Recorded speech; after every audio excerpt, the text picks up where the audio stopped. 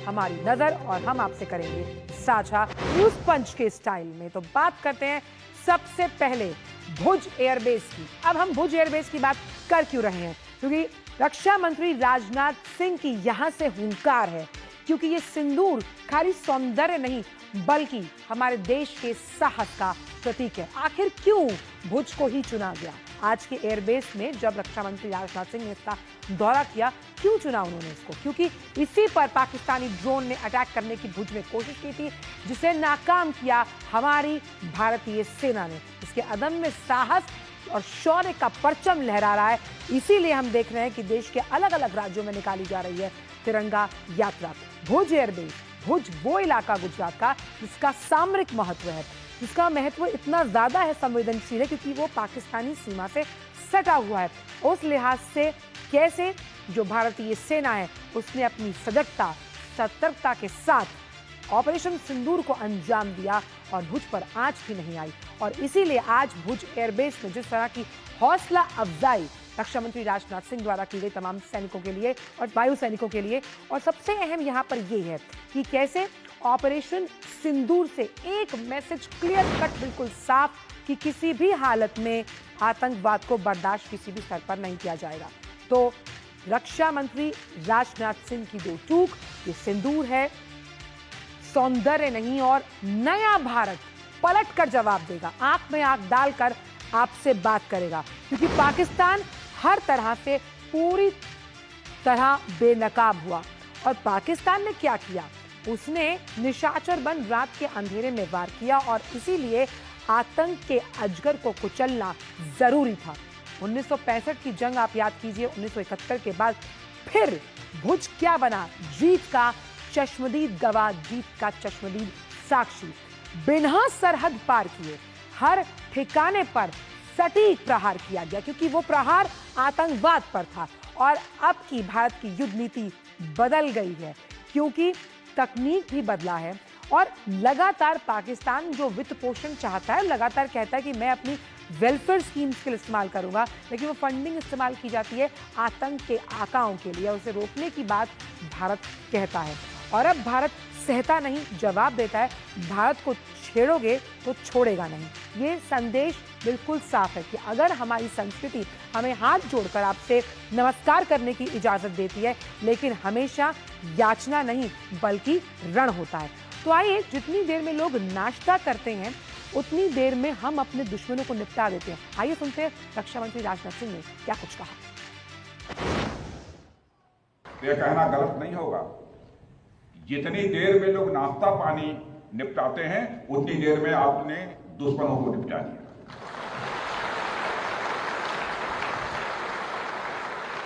आपने दुश्मनों की जमीन पर जाकर आपने मिसाइलें गिराई है।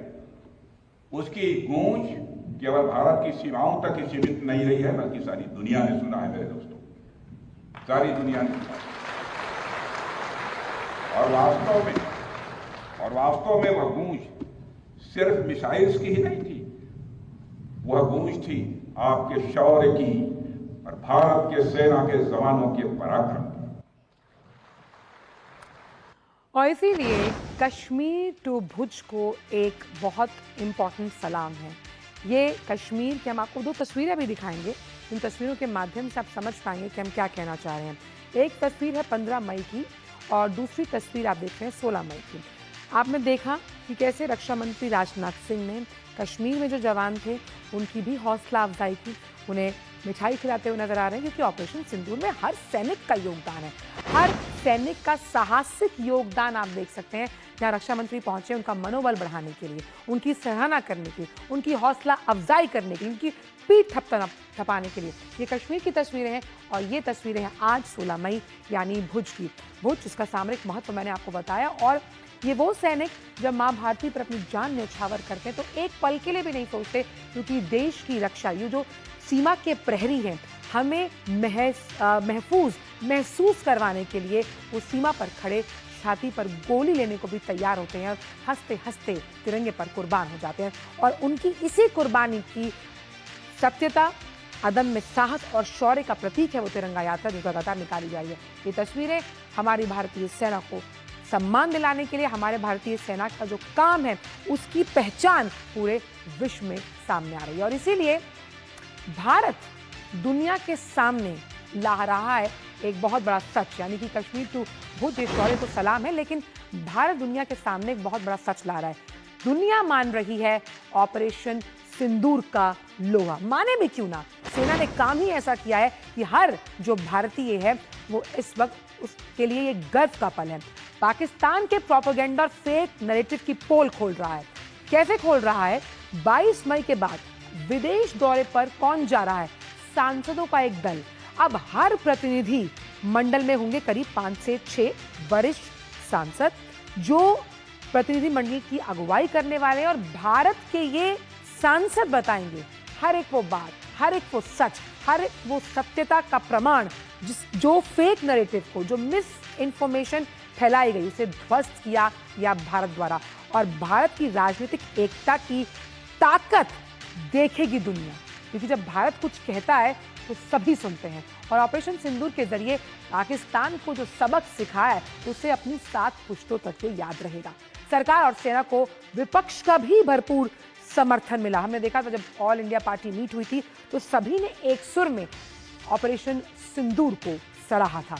इसी पर बात करने के लिए हमारे साथ इस वक्त हमारे संवाददाता शैलेंद्र मिश्र जुड़ गए। शैलेंद्र, जिस तरह से पाकिस्तान का झूठ हर बार बेनकाब हुआ, कई अंतर्राष्ट्रीय मंचों पर अपनी खुद की संसद में जलालत हुई है उनकी, ऐसे में अब जब सांसद पहुंचेंगे विदेशी सरजमी पर और ऑपरेशन सिंदूर की महत्वता के बारे में बताया जाएगा, एक और बार पाकिस्तान को झेलनी होगी बेइज्जती।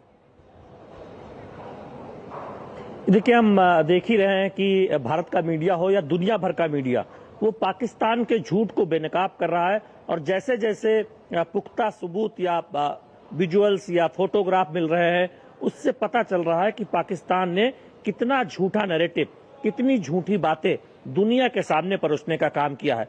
और जब पहलगाम आतंकी हमला हुआ, भारत को एक समर्थन मिला दुनिया भर से आतंक के खिलाफ लड़ाई में, और हमने दुनिया भर को ये संदेश दिया कि आतंक के खिलाफ जो कार्रवाई है वो सख्त कार्रवाई होगी, और आतंक के खिलाफ जो कार्रवाई है निश्चित तौर पर वो टेरर के खिलाफ है, आतंक के खिलाफ है, किसी देश के खिलाफ नहीं है। लेकिन हमने पाकिस्तान को देखा कि उसने झूठा नैरेटिव और झूठा प्रोपेगेंडा देश के सामने रखने का कोशिश की, दुनिया के सामने रखने की कोशिश की, और जिसका पाकिस्तान के अंदर ही पाकिस्तान को जो मीडिया है वो बेनकाब कर रहा है। लेकिन अब हम एक देख रहे हैं, एक बड़ी पहल हो रही है भारत सरकार की तरफ से। 22 मई से प्रतिनिधिमंडल जाएगा, सांसदों का प्रतिनिधिमंडल, उसमें तमाम सांसद वो होंगे जो विदेश मंत्रालय से जुड़ी जो संसदीय समिति हैं उसके सदस्य हैं। शशि थरूर जैसे जो प्रमुख नेता हैं, विपक्ष के वरिष्ठ सांसद हैं, वो भी एक प्रतिनिधिमंडल की अगुवाई करते नजर आएंगे, जो सूत्र हमें बता रहे हैं।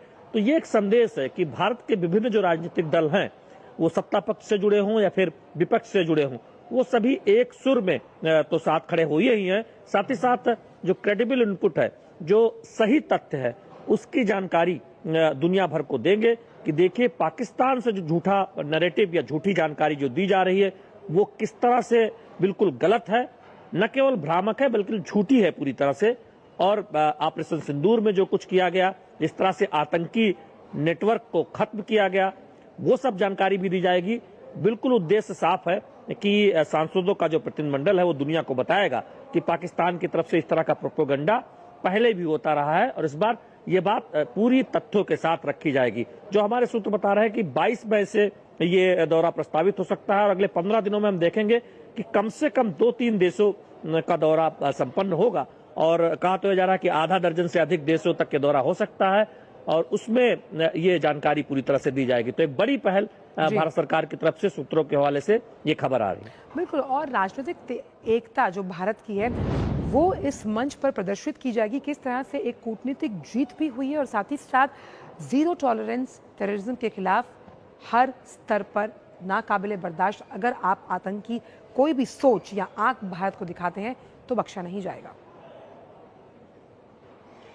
देखिए, हम जानते हैं कि पहलगाम आतंकी हमले के बाद से ही विदेश मंत्रालय ने कूटनीतिक पहल की और दुनिया भर के देशों को ये बताया कि भारत जो आतंकवाद के खिलाफ लड़ाई लड़ रहा है वो उसे और आगे बढ़ाएगा। और हमने देखा कि दुनिया ने भारत के इस रुख का समर्थन किया, और जब ऑपरेशन सिंदूर हुआ और सफलता से हमने सटीक तरीके से आतंक के इंफ्रास्ट्रक्चर को पीओके में और पाकिस्तान में खत्म करने का काम किया, तब भी हमने देखा कि दुनिया के तमाम देश भारत की कार्रवाई के समर्थन में खड़े नजर आए। और विदेश मंत्रालय की तरफ से खुद विदेश मंत्री से कई देशों के प्रतिनिधियों से बातचीत हुई और विदेश मंत्रालय ने ये पहल की। तो दुनिया को ये संदेश गया कि भारत आतंक के खिलाफ कार्रवाई करने में सक्षम भी है, और उसका जो निशाना है वो आतंक के खिलाफ है, आतंक को खत्म करने का है। वो किसी देश के खिलाफ या किसी पाकिस्तान के खिलाफ उसका ये कार्रवाई नहीं है।